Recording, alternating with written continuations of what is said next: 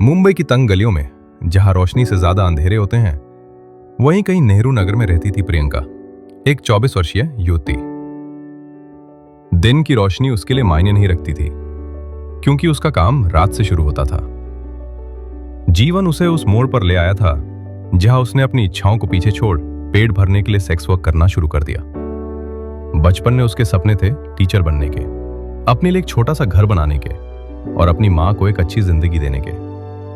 लेकिन गरीबी, पिता की शराबखोरी और मां की बीमारी ने उसे मजबूर कर दिया। एक रात जब प्रियंका एक होटल के बाहर इंतजार कर रही थी, तभी उसकी मुलाकात आर्या मेहरा से हुई, एक एनजीओ वर्कर जो ट्रैफिकिंग और सेक्स वर्क में फंसी महिलाओं को नया जीवन देने के लिए काम कर रही थी। आर्या ने उससे सिर्फ एक बात कही, तुम्हें लगता है तुम्हारे पास कोई विकल्प नहीं है, लेकिन तुम चाहो तो तुम अपनी कहानी खुद लिख सकती हो। शब्द साधारण थे, लेकिन प्रियंका के दिल को छू गए। 3 इनकार, रिफ्यूजल ऑफ द कॉल। अगले दिन प्रियंका ने आर्या के दिए कार्ड को फेंकने ही वाली थी, पर रुकी।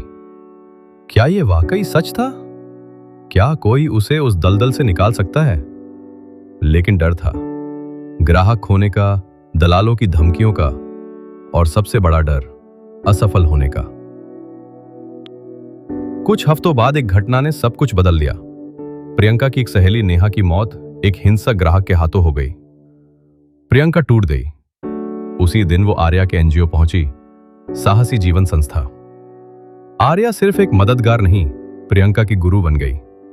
उसने प्रियंका को न सिर्फ सुरक्षित स्थान दिया, बल्कि उसे आत्मसम्मान, वित्तीय साक्षरता और सिलाई बुनाई जैसे कौशल। साल के भीतर प्रियंका ने सिलाई में महारत हासिल कर ली। उसने छोटी सी सिलाई यूनिट शुरू की, जहां और भी पूर्व सेक्स वर्कर महिलाएं काम करने लगी। अब वो सिर्फ अपने लिए नहीं, दूसरों के लिए भी लड़। पुरस्कार के रिवॉर्ड थे।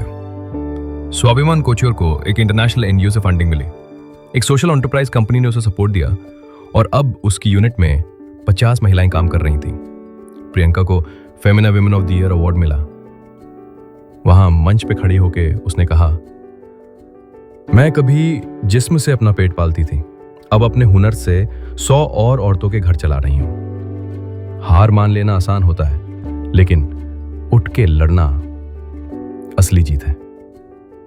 पहली वापसी, द रिटर्न विद द एलिक्सायर। अब प्रियंका नई नई जगहों पे जाके सेक्स वर्क में फंसी लड़कियों को प्रेरणा देती है।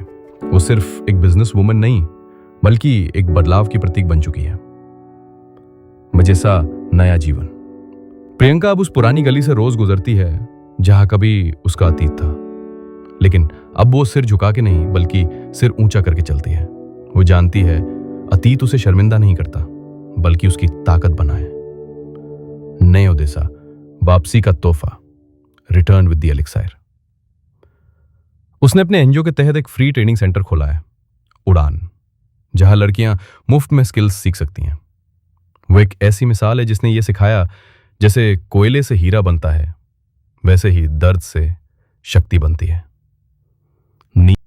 जीवन चाहे जितना भी अंधकारमय हो, अगर आप हिम्मत नहीं हारते, तो उजाले तक का रास्ता खुद ब खुद बनता जाता है।